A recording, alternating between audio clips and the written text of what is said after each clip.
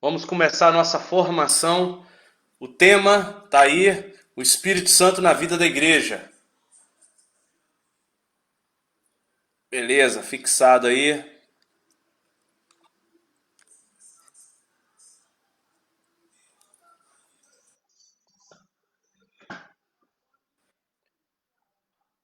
Só esperar um pouquinho o pessoal chegando.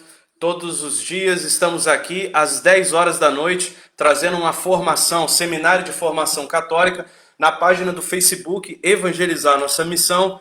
E nesse momento de novena formativa ao Espírito Santo, estamos também no Instagram da Missão Ana, Missão_Ana.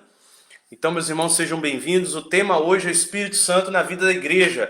Nós falamos sobre o desconhecimento do Espírito Santo no primeiro dia. No segundo dia nós falamos do Espírito Santo como Trindade, como Deus, né? Como Deus. No terceiro dia, a Santíssima Trindade. No quarto dia, o Espírito Santo no Antigo Testamento. Ontem nós vimos sobre o Espírito Santo em Pentecostes. Foi muito bom ontem. Convido todos a assistirem. Está aí no IGTV da Missão Ana e na página do Evangelizar Nossa Missão. Estamos aqui todos os dias às 22 horas. Meus irmãos, vamos então invocar o Espírito Santo com uma oração aqui. Estou pegando aqui meu livrinho. Em nome do Pai, e do Filho, e do Espírito Santo. Amém. Vinde, Espírito Santo, vinde por meio da poderosa intercessão do Imaculado Coração de Maria, vossa amadíssima esposa. Vinde, Espírito Santo, vinde por meio da poderosa intercessão do Imaculado Coração de Maria, vossa amadíssima esposa. Vinde, Espírito Santo, vinde por meio da poderosa intercessão do Imaculado Coração de Maria, vossa amadíssima esposa. São José, rogai por nós. Meus irmãos, então hoje nós vimos ontem Pentecostes e hoje nós vamos dar continuidade ao tema de ontem. Vamos continuar. Ontem foi muito bom. Convido vocês a assistirem o vídeo completo sobre o Espírito Santo em Pentecostes. E daí começa a igreja. Daí nasce a igreja. E vamos tentar pegar... Vou pegar só o texto do início aqui, desse livro Grande e Desconhecido, Antônio Roio Marim, do padre Antônio Roio Marim, onde ele diz aqui sobre essa questão de Pentecostes. E depois nós vamos ver páginas da Bíblia aonde fala de forma prática, como atuou o Espírito Santo na vida da igreja, na vida dos apóstolos, na vida dos missionários cristãos. O padre Antônio Roio Marim diz assim: antes de subir aos céus, Jesus prometeu a seus discípulos que rogaria ao Pai para que lhes desse o Espírito Santo, e fez desse dom do Espírito objeto de uma súplica especial para as nossas almas. Abre aspas, que Jesus falou, né? E eu rogarei ao Pai, e Ele vos dará outro Paráclito para que fique eternamente convosco, é o Espírito da verdade. Continua o padre Antônio Roio Marim. E já sabeis como foi atendida a petição de Jesus, com que abundância se deu o Espírito Santo aos apóstolos no dia de Pentecostes, que vimos ontem. Desse dia, dessa data, por assim dizer, a tomada de posse por parte do Espírito Divino da igreja. Olha só, o Espírito Divino toma posse da igreja. Corpo místico de Cristo. E podemos acrescentar que se Cristo é o chefe e a cabeça da igreja, o Espírito Santo é a alma desse corpo de Cristo. É Ele quem guia e inspira a igreja, guardando essa igreja como prometeu Jesus. Falamos ontem da promessa de Jesus. E se Deus prometeu, se Jesus prometeu, Ele cumpre, Ele protege sua igreja. Na verdade de Cristo e na luz que Ele mesmo nos trouxe. E ele cita Jesus falando: o Paráclito, o Espírito Santo que o Pai enviará ao meu nome, ensinar-vos-á todas as coisas e vos recordará tudo que vos tenho dito. O padre continua: essa ação do Espírito Santo na igreja é variada e múltipla. Vos disse anteriormente que Cristo foi consagrado Messias e Pontífice por uma unção inefável do Espírito Santo, e com uma unção parecida consagra Cristo aos que quer fazer participantes de seu poder sacerdotal, para prosseguir na terra sua missão santificadora. É o que Jesus diz, né? Recebei o Espírito Santo, né? Jesus sopra sobre eles. O Espírito Santo vos constituiu bispos para pastorear a igreja de Deus, cita Paulo lá nos Atos dos Apóstolos. O Espírito Santo é quem fala por sua boca e dá valor a seu testemunho. Do mesmo modo, os sacramentos, meios autênticos que Cristo colocou nas mãos de seus ministros para transmitir a vida às almas, jamais se conferem sem que proceda ou acompanhe a invocação ao Espírito Santo. Todos os sacramentos estão nessa invocação. Olha que lindo que o padre diz. Vede quão viva, profunda e incessante é a ação do Espírito Santo na igreja. Bem podemos dizer com São Paulo que é o Espírito da vida. Verdade que a igreja repete no símbolo, no credo, quando expressa sua fé no Espírito vivificador. É, pois, verdadeiramente a alma da igreja. O princípio vital que anima a igreja. Essa sociedade sobrenatural. O que a rege. O que a une. Entre si, seus membros diversos e lhes comunica vigor e beleza espiritual. Olha que lindo isso. Nos primeiros dias da igreja, a ação do Espírito Santo foi muito mais visível do que em nossos dias. Assim convinha aos desígnios da providência, porque era mister que a igreja pudesse se estabelecer solidamente, manifestando aos olhos do mundo pagão os sinais luminosos da divindade do seu fundador, de sua origem e de sua missão. Esses sinais, fruto da efusão do Espírito Santo, eram admiráveis e ainda nos maravilhamos ao ler o relato do início da igreja. Vamos pegar hoje isso. O Espírito descendia sobre aqueles a quem o batismo fazia discípulos de Cristo e os preenchia de carismas tão variados quanto assombrosos. Olha o que diz Antônio Rui Marinho.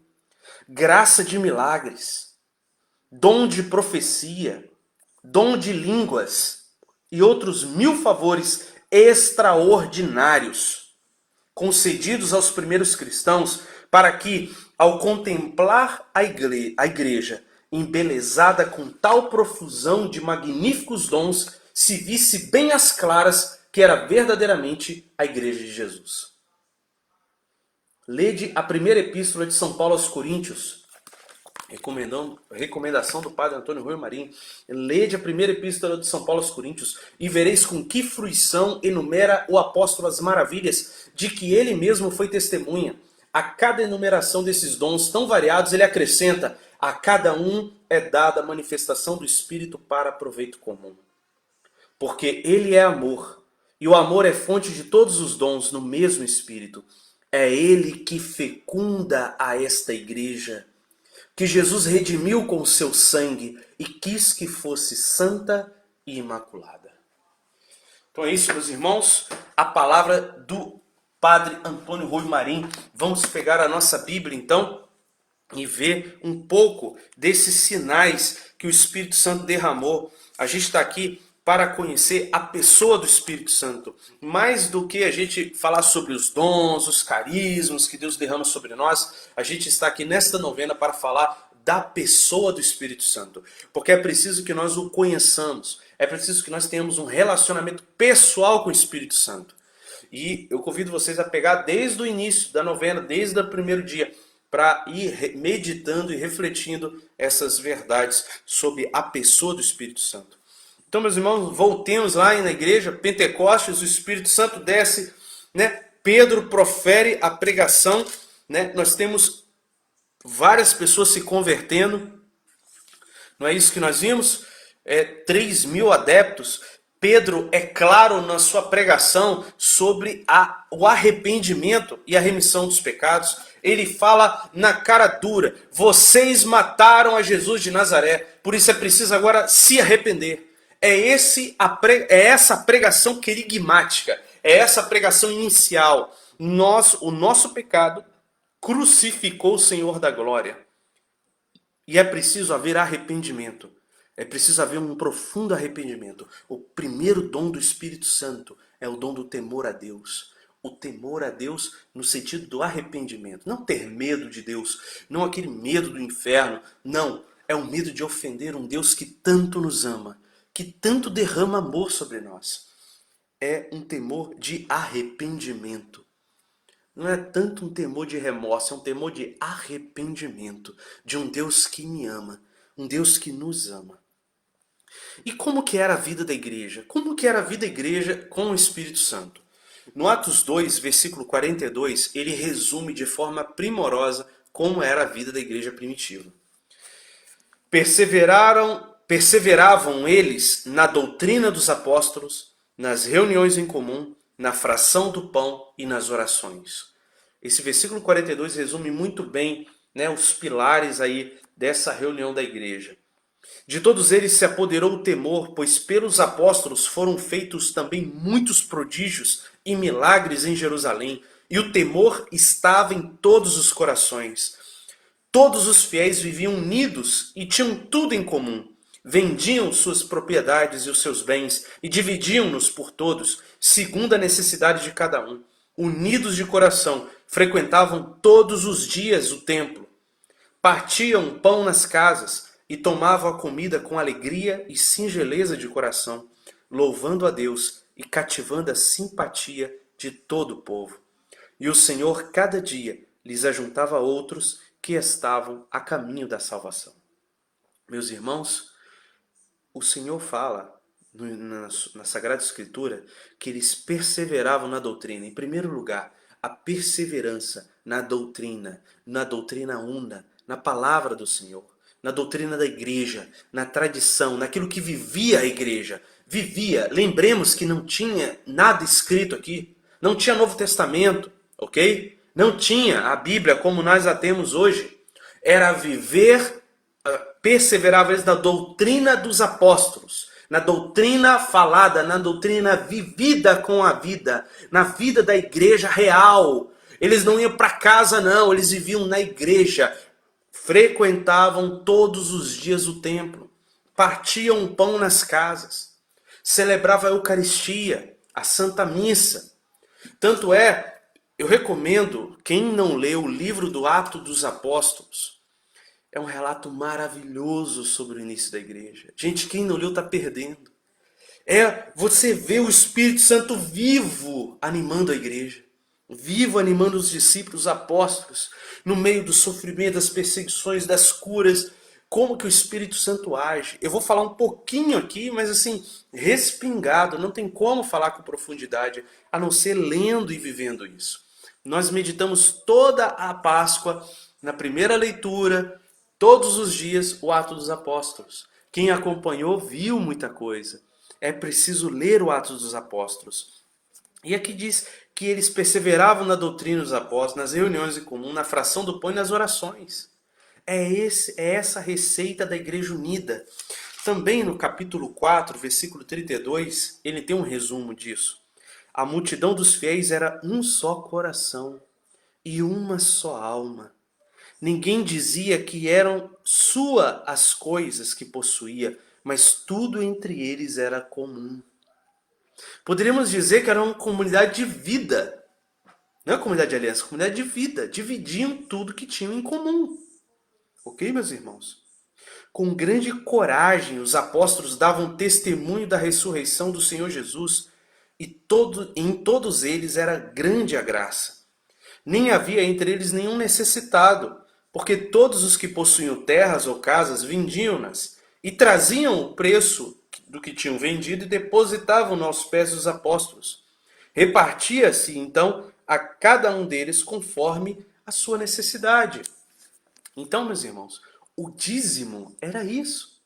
O dízimo que se dava na igreja era para ajudar o pobre, era para ajudar todos os irmãos. Também o sacerdote, também o apóstolo, mas todos os irmãos. Não era só para o apóstolo, era para toda a comunidade. A comunidade vivia essa comunhão de vida. Entendeu? Não é igual hoje que uma coisa, enfim. Enfim, olha o que diz com relação às curas. Olha com relação às curas. Atos dos Apóstolos, capítulo 3, vai falar da cura de um coxo no templo. Pedro, o homem pede a Pedro uma esmola. E aí Pedro diz, eu não tenho ouro nem prata, mas o que eu tenho eu te dou. Em nome de Jesus Cristo Nazareno, levanta-te e anda. Tomando a mão do homem, ele se levantou. O homem que era coxo de nascença. Meus irmãos, aí começa os milagres. Começam os milagres. Em Atos 5, versículo 12, a Bíblia é clara. Enquanto isso, realizavam-se entre o povo, pelas mãos dos apóstolos, muitos milagres e prodígios. Reuniam-se eles todos unânimes no pórtico de Salomão. Dos outros, ninguém ousava juntar-se a eles, mas o povo lhes tributava grandes louvores. Cada vez mais aumentava a multidão dos homens e mulheres que acreditavam no Senhor. Então foi uma explosão de evangelização. Foi uma explosão do Espírito Santo. Eles proclamavam a palavra do Senhor. E acontecia muitas curas. Versículo 15 do capítulo 5. De maneira que traziam os doentes para as ruas e punham-nos em leitos e macas, a fim de que quando Pedro passasse, olha só, ao menos a sua sombra cobrisse alguns deles. Também das cidades vizinhas de Jerusalém afluía muita gente, trazendo os enfermos e os atormentados por espíritos imundos, e todos eles eram curados. Então, meus irmãos, olha a profusão, a sombra de Pedro passasse, para vocês entenderem como que Deus derramou abundantemente a sua graça. No capítulo 19, né, lá já perto do final dos Atos, ele vai reafirmar isso.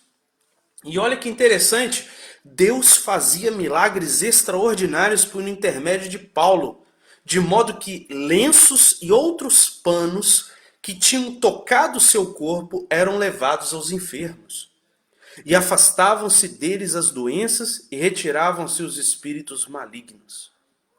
Esses são sacramentais, meus irmãos. Que nós falamos, sacramentais, né? Igual eu estou aqui com a medalha de São Bento, a medalha benta, onde aqui tem uma oração de exorcismo em latim, ok? Isso aqui é abençoado por um sacerdote, por um monge, tem propriedade exorcista. Então nós temos aqui, meus irmãos, a palavra de Deus dizendo que eles pegavam lenços que eram tocados por Paulo e levavam os enfermos, e os enfermos eram curados.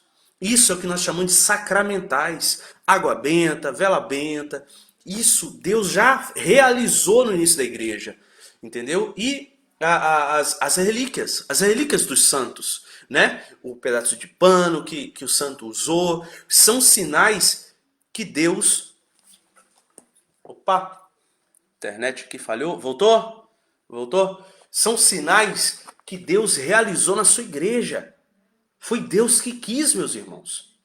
Não foi invenção de homem algum. Deus realizou esses milagres. Só que aí, quando começa a graça de Deus a cair, o demônio começa a atacar.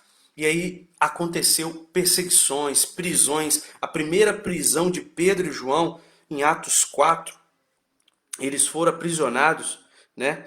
E aí nós vemos, cadê? Atos 4, versículo 19. Nós vemos eles presos, né? E aí eles falam assim, mandaram eles calarem. Ó, parem de falar de Jesus. Parem de falar de Jesus. Aí eles falam, responderam Pedro e João, julgais vós mesmos se é justo diante de Deus obedecermos a vós mais do que a Deus. Não podemos deixar de falar das coisas que temos visto e ouvido. Olha a coragem, o peito dos apóstolos. Nós não vamos obedecer vocês. Nós não podemos desobedecer a Deus. Importa antes obedecer a Deus do que aos homens. Então é claro que há uma ordem que Deus colocou. Nós temos que obedecer a certas autoridades. Mas nesse caso aqui, era para desobedecer a estas autoridades, porque eles estavam ordenando fazer algo que desobedecia a Deus. Aí o cristão não é obrigado a obedecer. Quando alguém te impõe uma lei, uma ordem que desobedece a Deus, você não é obrigado a obedecer, ok? Seja de quem vier. Se vier contra a palavra de Deus, contra os 10 mandamentos, você não é obrigado a obedecer. no versículo 29, e aí o povo começou a rezar, né, para que soltasse eles, porque eles corriam risco de vida. E aí o povo, olha só, faz uma oração linda no capítulo 4, e eles terminam assim: Agora, pois, Senhor, olhai para as suas ameaças e concedei aos vossos servos que com todo desassombro anuncie vossa palavra. Estendei a vossa mão para que se realizem curas, milagres e prodígios pelo nome de Jesus, vosso santo servo. Mal acabaram de rezar, tremeu o lugar onde estavam reunidos, e todos ficaram cheios do Espírito Santo e anunciavam com intrepidez a palavra de Deus. Meus irmãos, o Senhor socorre a igreja no momento de perseguição, no momento de prisão, no momento de dor e angústia. Nós vamos ver que a dor, a perseguição é comum na vida do cristianismo. É comum na vida da igreja desde o início. E o Espírito Santo mostra que ele está lá. Às vezes não solucionando o problema, mas mostrando que ali, na dificuldade, ele está presente, cuidando de nós, nos amparando. E aí, também temos uma segunda prisão dos apóstolos, no capítulo 5, aonde eles foram presos e tal. E aí, olha o que acontece. No versículo 12. Enquanto isso, realizavam-se entre o povo, pelas mãos dos apóstolos, muitos milagres e prodígios. Isso aqui foi antes da prisão ainda. Reuniram-se eles todos unânimes no pórtico de Salomão. Isso aqui eu já li para vocês. Beleza, é as curas, né? De novo eles prenderam a segunda prisão, que vai do versículo 17 em diante. E aí no versículo 29, os apóstolos repetem aquela frase lá do capítulo 4. Pedro e os apóstolos replicaram, versículo 29, importa obedecer antes a Deus do que aos homens. O Deus de nossos pais ressuscitou Jesus que vós matastes, suspendendo no madeiro. Deus elevou pela sua mão direita como príncipe salvador, a fim de dar a Israel o arrependimento e a remissão dos pecados. Deste fato, nós somos testemunhas, nós e o Espírito Santo, que Deus deu a todos aqueles que lhe obedecem. Ao ouvir estas palavras, enfureceram-se e resolveram matá-los. Meus irmãos, os apóstolos tratam o Espírito Santo como se fosse uma pessoa real, convivendo com eles. Olha o modo que eles falam. Deste fato, Deus ressuscitou Jesus e tal. Deste fato nós somos testemunhas, nós e o Espírito Santo que Deus deu a todos aqueles que lhe obedecem. Deus dá o Espírito Santo aos que lhe obedecem. Olha que interessante isso. Ao ouvir essas palavras, resolveram matá-los. E olha o que acontece. Aí levanta-se Gamaliel, um cara inteligente no meio, e fala, não, peraí. Não vamos matá-los não, porque vai que isso é de Deus. A gente vai estar correndo num pecado de ir contra Deus. Vamos deixar a coisa rolar. Se for de Deus, vai vencer, vai render. Se não for de Deus, vai morrer. Né? É isso que ele fala no versículo 38. Agora, pois os dou um conselho, não vos metais com esses homens, deixai-os. Se o seu projeto ou sua obra provém de homens, por si mesmo se destruirá. Mas se provier de Deus, não podereis desfazê-la. Vós vos arriscaríeis a entrar em luta contra o próprio Deus. Aceitaram o conselho. Chamaram os apóstolos e mandaram açoitá-los. Olha só. Deram uma surra nos apóstolos. Ordenaram-lhes então que não pregassem mais em nome de Jesus e os soltaram. Eles saíram da sala do grande conselho. Aí vocês imaginam serem proibidos, ainda torturados, uma surra. Era para sair triste, né? Revoltado. O que eles saem? Eles saíram da sala do grande conselho cheios de alegria por terem sido achados dignos de sofrer afrontas pelo nome de Jesus.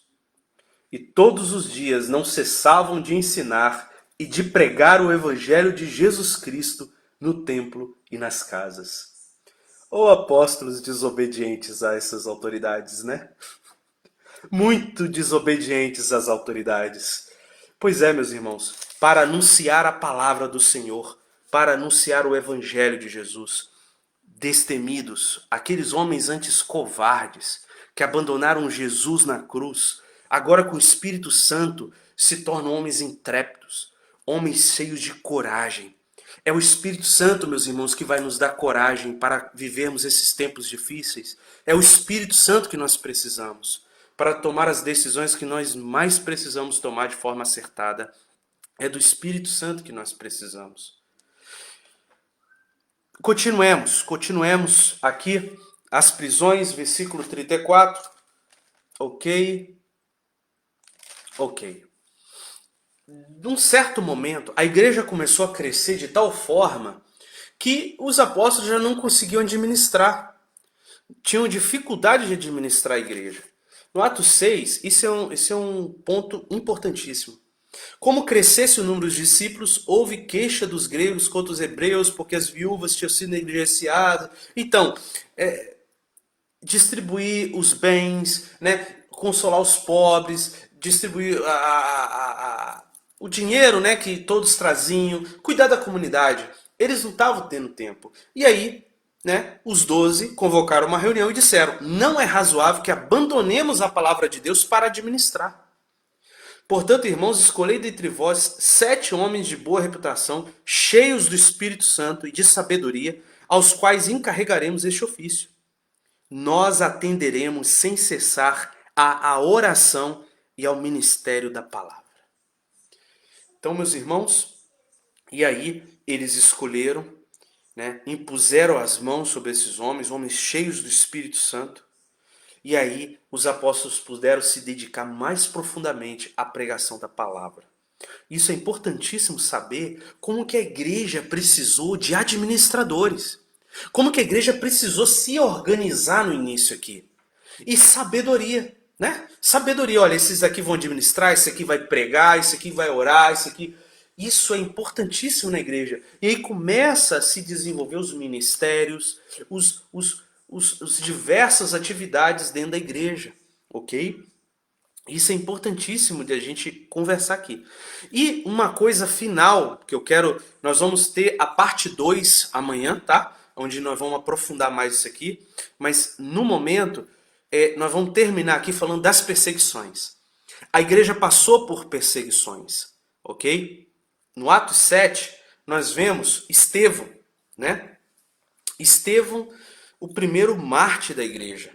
Ele é preso, por que você está pregando, por que você está falando de Jesus, e tal, não pode falar, não fala, fica quieto e tal. E Estevão, corajoso, denuncia autoritarismo desses líderes, denuncia o que eles fizeram de errado e anuncia Jesus sem medo. E olha o que diz o versículo 51, meus irmãos, em diante. Estevão, olha a coragem de Estevão. Cristãos, olha a coragem de Estevão, olhando nos olhos dos fariseus que poderiam matá-lo a qualquer momento, virou para eles e falou: homens de dura cerviz e de corações e ouvidos incircuncisos. Meus irmãos, isso é uma ofensa. Isso é um xingamento para os judeus. Porque o incircunciso é o pagão. O incircunciso é o judeu rebelde. Quando ele fala, vocês têm um coração pagão. Vocês têm um coração incircunciso. Eu lembro de Jesus. Pega lá Mateus 12, como que Jesus tratou os fariseus. Não foi com florzinha, paz e amor, não. Falou na cara deles, seus hipócritas, sepulcros caiados. Quando é a verdade, meus irmãos, é preciso ser dita. E aí, Santo Estevão diz: vós sempre resistis ao Espírito Santo. Olha, meus irmãos, é esse o grito que falta nós falarmos entre nós muitas vezes, para que nós sejamos homens mais fiéis ao Espírito Santo, porque muitas vezes nós somos assim como esses judeus. Eu sou assim como esse judeu. Eu preciso tomar essa chamada de atenção de Santo Estevão. Homem de dura cerviz e de coração incircunciso, vós sempre resistis ao Espírito Santo. Como procederam os vossos pais, assim procedeis vós também. A qual dos profetas não perseguiram os vossos pais? Mataram os que prediziam a vinda do justo, do qual vós agora tendes sido os traidores e homicidas. Isso é ser profeta, meus irmãos. Isso é palavra profética que o Senhor precisa derramar o Espírito Santo. Não é ficar falando só vozinha adocicada, falando de coisa boa, não. É preciso denunciar o erro. É preciso denunciar o pecado. É preciso denunciar a mentira. É preciso denunciar Satanás que está reinando, que está colocando joio no meio do trigo. É preciso ter esse discernimento. Papa Paulo VI falava, o principal dom que nós precisamos é o dom do discernimento. Discernir o mal do bem e denunciar o mal. São Tomás de Aquino fala, aquele que não denuncia o mal faz o serviço contra o bem. Aquele que não denuncia o lobo condena as ovelhas. Então, meus irmãos, Santo Estevão continua. Vós que recebestes a lei pelo ministério dos anjos e não aguardastes. Ao ouvir tais palavras, olha só, Santo Estevão mexeu na ferida, e torceu. Não foi politicamente correto, não. Ao ouvir tais palavras, esbravejaram de raiva e rangeram os dentes contra ele, mas cheio do Espírito Santo. Olha, o nosso tema é Espírito Santo. Eu estou falando do Espírito Santo em ação, meus irmãos.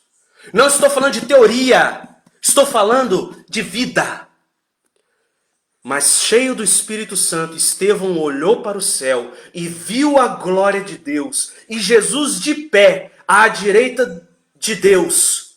E disse, eis que vejo, disse ele, os céus abertos e o Filho do Homem de pé à direita de Deus. Levantaram então um grande clamor, taparam os ouvidos. Não é assim que fazem? Taparam os ouvidos. E todos juntos se atiraram furiosos contra ele. Lançaram-no fora da cidade e começaram a apedrejá-lo. As testemunhas depuseram seus mantos aos pés de um moço chamado Saulo, que depois haverá Paulo. E nós vamos ver isso amanhã. E apedrejaram Estevão, que orava e dizia, Senhor Jesus, recebe o meu espírito.